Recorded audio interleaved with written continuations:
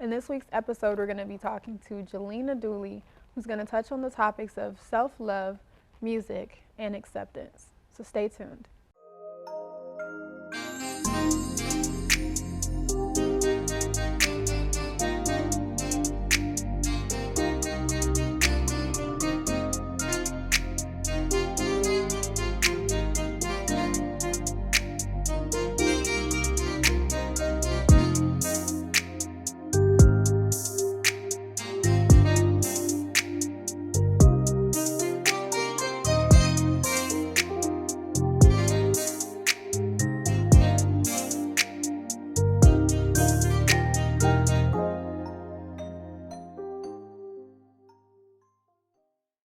Welcome, Jelena, to the Larae Way.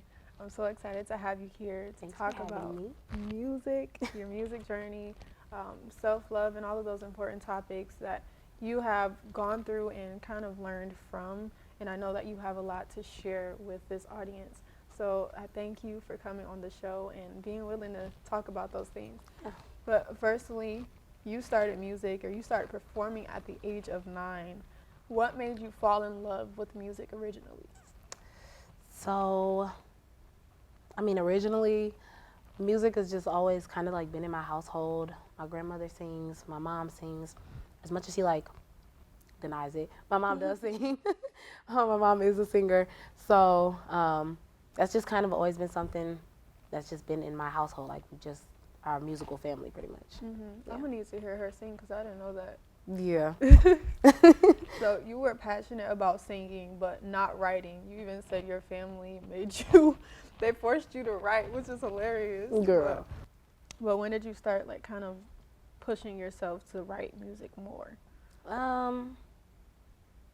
Pushing myself, I was 16, I would say. I think I was a sophomore, junior. So 15, 16 years old is when I kind of started really writing a little bit more.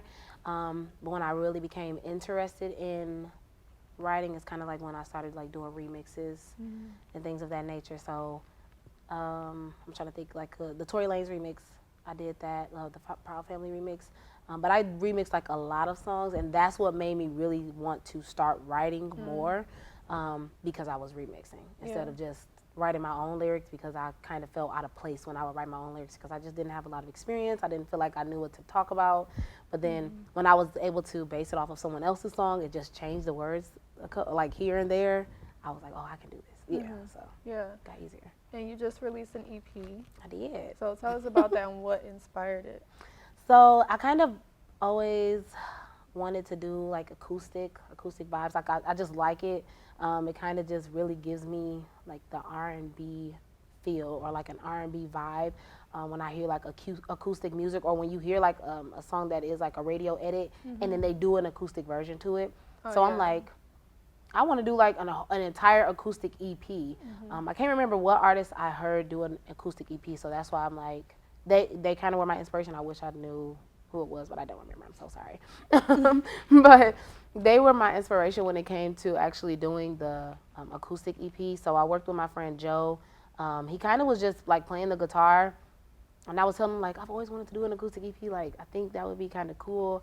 And so he's like, yeah, we can put it together. We can do that. And so he produced 3 out of the 5 songs on the EP. And then I did the 2 other songs, which were Friend Zone and Thank You. So those are the 2 songs he didn't produce, but he produced the rest of them. Damage, High, and Freestyle. So yeah. You said at one point you felt like you were slipping away from your love for music, and part of that was dealing with the lack of self-love. Absolutely. So, okay, I felt like I was getting away from my music, and it kind of happened before I realized that it was the whole self-love thing. Yeah. Of course, that's kind of when I realized it was a self-love thing when I slipped away from music. But I feel like when I got away from music, it was more so when I was 16 or 17, one or the other, I got a cold and then my voice went away for 7 months. Oh my gosh. Yeah. And I think it was vocal nodules, but nobody, like, I never got it checked. I didn't really know.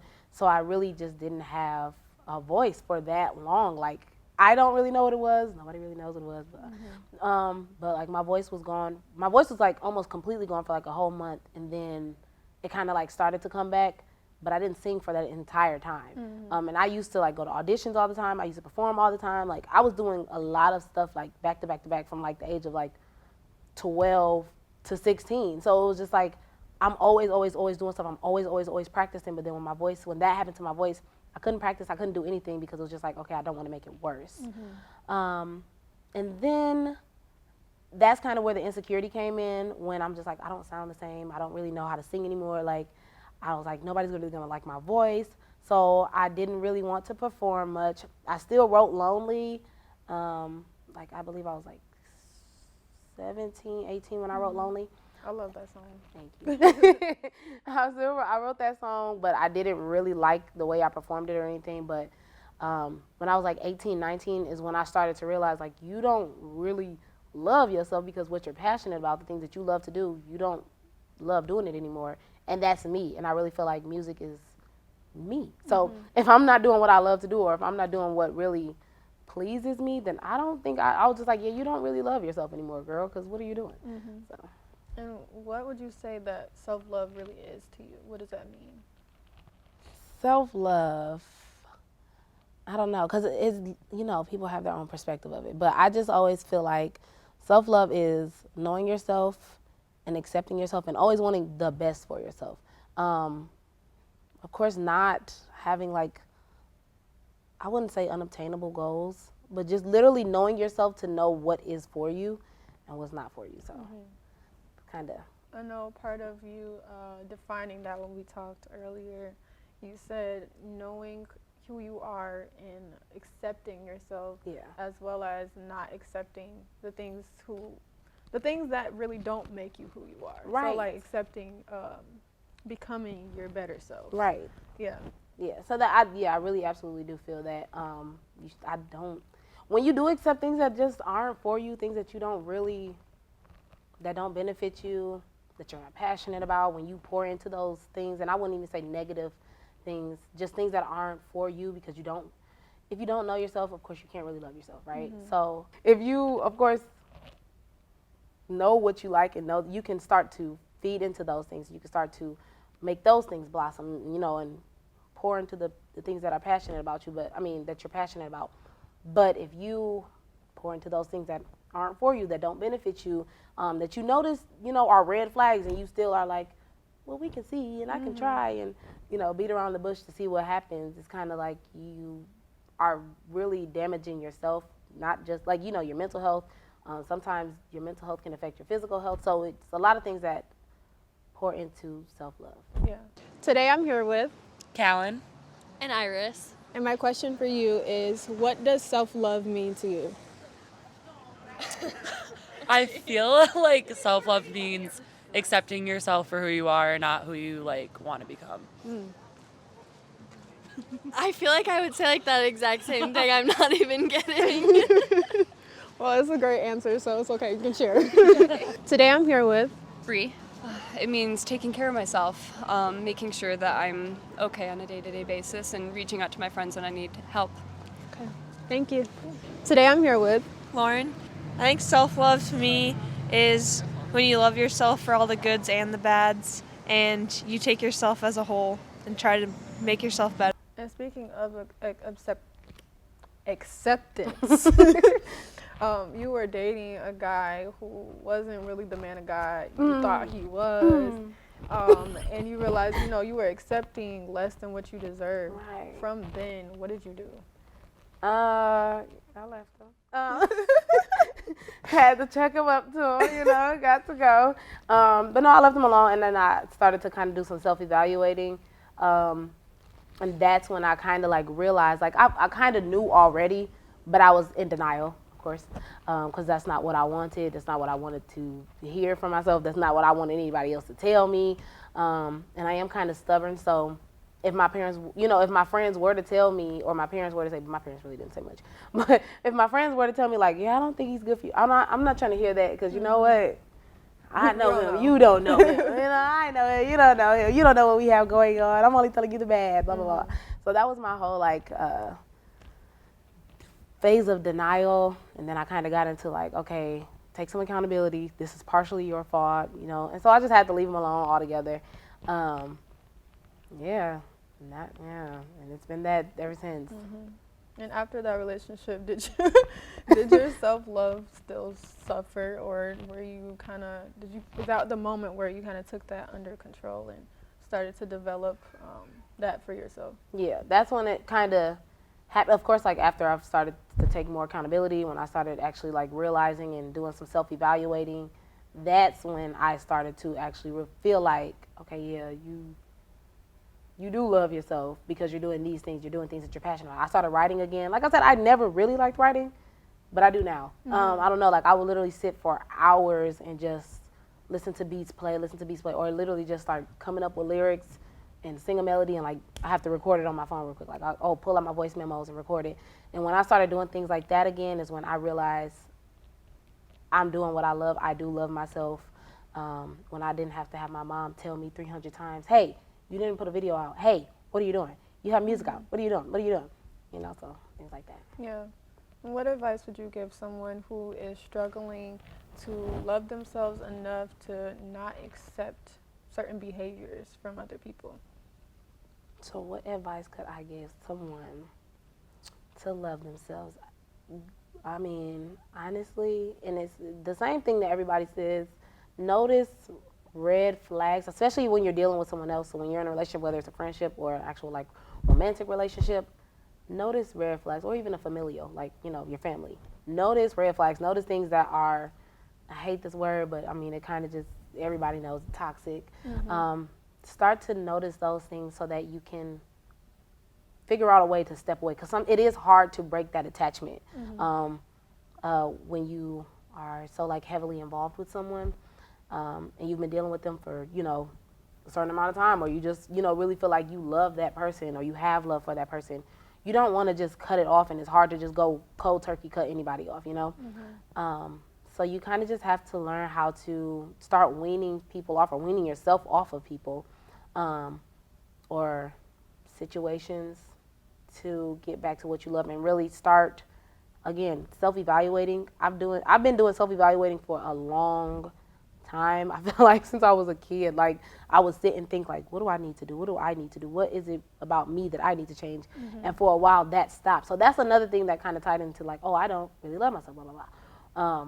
But I do know that when you are self-evaluating, whether you're just writing down like how your day went and going back to read it, because a lot of people will write